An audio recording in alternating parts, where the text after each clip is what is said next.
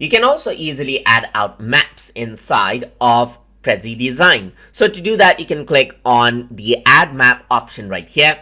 And for a lot of like state maps and then like the country maps, you have to have the upgraded version, but the world map and the United States map is free to use. For example, I'm going to click on the world map right here, and you can see that this is what you have. And on the right side, you got the map properties. You can go around over here, change out the outline right here, as you can see right here. You can go around, change around the map region opacity right over here, and change out its setting according to how you like it, just like this. You can work around with the color over here as well. So you can change it to red, you can change it to other values right here, and work around with fonts that you want to choose, that you want to be displayed out for the numbers, and work around with different options. Like you want to show legend, you can turn that on. So what you can do is you can simply change around its position. So depending on the map, you can see that you have all these value changes right here.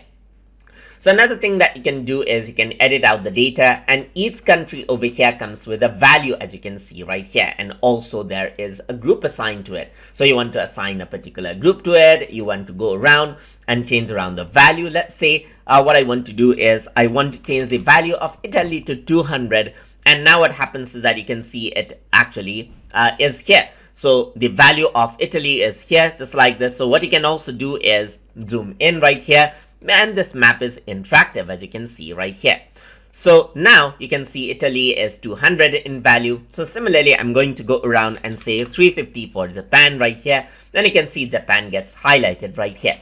Let me go for a big country right here. So I'm just going to go around right here onto United States and type in 500 and press enter.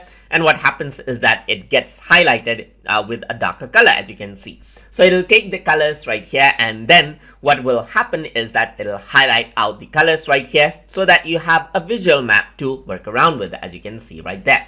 And that is how you can add maps and then work around with maps inside of Prezi Design. So hope you guys learned something as always. And as always, please like, comment, share, and subscribe.